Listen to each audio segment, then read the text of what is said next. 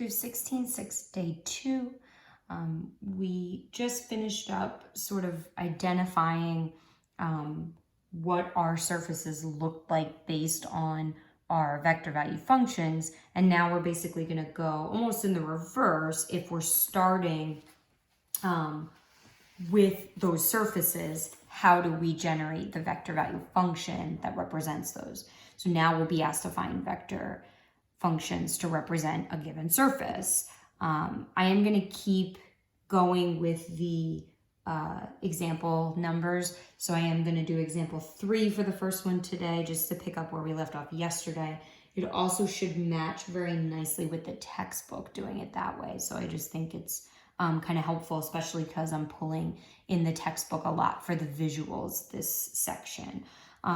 So for the first one, we have a plane that passes through the point P naught with position vector R naught. It contains 2 non-parallel vectors, A and B. And we want to find the vector function that represents this plane. So I've outlined a couple of things here. Hopefully you can get behind the visual. And I've outlined a couple of the vectors, right? So you have your vector R, which is x, y, z. You have R naught, which is x naught, y naught, z naught. A and B have 3 components. And that vector from P naught to P is going to include those pieces of U and V, those multipliers in there. So P naught P, excuse me, is going to be U vector A plus V times vector B. So then if I wanted to generate the plane through this point P naught at x naught, y naught, z naught, is my point, then I can use all of these pieces to pull those things together. So hopefully you can see, if I think about what would my x component be, it would be x naught plus u a sub 1 plus v b sub 1. I'm going to write them down so that I have the space. I don't want to run out of the space sideways. Y would be y naught plus u a sub 2 plus v b sub 2. And z would be z naught plus u a sub 3 plus v b sub 3.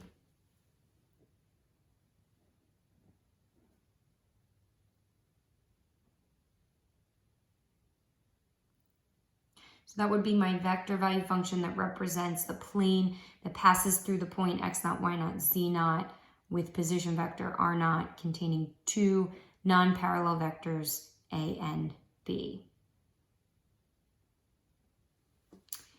Now for example 4, I have a sphere, x squared plus y squared plus z squared equals some value a squared.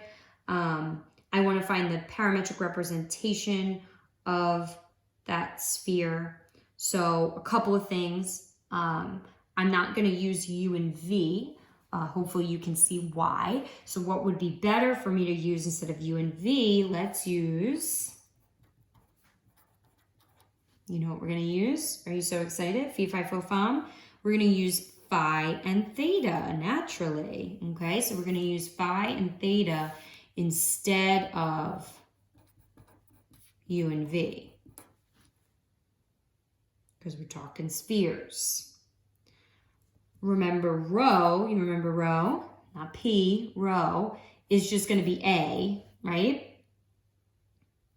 So I want to outline all of that because I need to think about what this is going to look like in each of those pieces, right? So each of my components. So if I think about x, I have to think back to spherical, and I have to think about those components, and hopefully you remember. So think about, what would it be for x? It should be a sine phi cosine theta. Y would be a sine phi sine theta. and z would be a cosine phi. So that would be my parametric representation. My vector value function r of phi theta would just be these three pieces, right? A sine phi cosine theta, a sine phi sine theta, a cosine phi. Remember those restrictions on our variables. So hopefully you remember from spherical, what are my restrictions on phi? Phi is the angle that's created with the z-axis, and the positive z-axis is 0. So phi can only go up to pi. And our good old friend theta is in our xy plane, so that would be 0 to 2 pi. And I have some visuals for you for that one. So figure 7 here from our textbook shows you those, the domain. So phi, like we said, goes from 0 to pi. Theta goes from 0 to 2 pi. And then it actually starts to outline some of those grid curves. So what happens when I restrict theta to be a constant? What happens when I restrict phi to be a constant? And what's cool is what you end up getting is what resembles latitude and longitude lines. So hopefully you can kind of see the application there is kind of nice to make sense of it, right? And it even outlines, right? So these are giving you when theta is a constant, these curves are giving you when phi is a constant. So it's kind of a cool application for us to do sort of in the midst of calculus. And I guess I kind of goofed up on the last one, right? I mean, you want to make sure you're paying attention to the directions, but I almost feel like the two answers are almost synonymous, right? So you see I kind of gave both. I mean, example 4 says find a parametric representation. So what I have here in red is really my answer. This is the vector value function that matches. And I actually don't even think I answered number 3 correctly because it asked for the vector function and I left it as parametric. I would just get in the habit of doing both. I think that's probably good practice.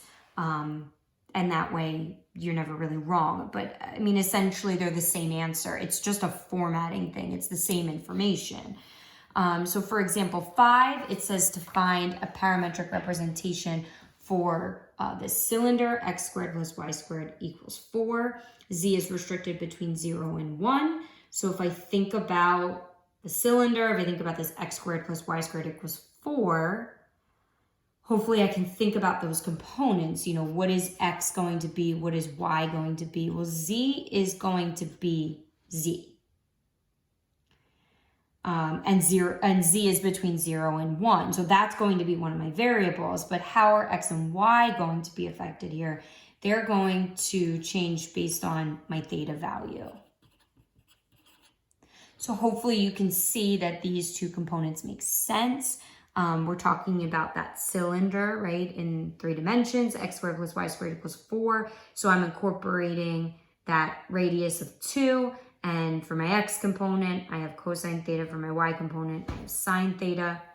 Theta would be between 0 and 2 pi. And my other variable z is given to me is between 0 and 1. So it's pretty, I mean, these are pretty straightforward in terms of, you know, we're just trying to move from surface to vector value function. Again, what I have written is just the parametric representation. If I wanted to put that together into a vector value function, it would be very easy. I have r of theta and z, and I have all my components, 2 cosine theta, 2 sine theta, z. I have 2 more examples for you. So I have example 6. Says to find the vector function that represents the elliptic paraboloid. So I have x squared plus 2y squared equals z.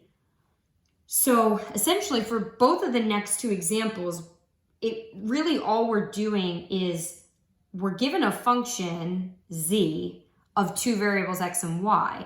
So essentially we're just going to let x and y be x and y and z just be the function that was given to us. So it's very straightforward in terms of writing that parametric set of equations. X is just going to be x, like I said, y is going to be y, and z is just going to be this exact function of those two variables that was given to me. So my vector function of x and y would be x, y, x squared plus 2y squared. It's almost too easy, like it seems wrong because it seems so simple. I have a very similar example for you in number 7. It wants me to find a parametric representation for z equals 2 square root of x squared plus y squared. It's the top half of a cone. So again, as soon as I see that I have a function z that depends on variables x and y, then x and y are just going to be x and y. And z is going to be whatever that function was that was given to me.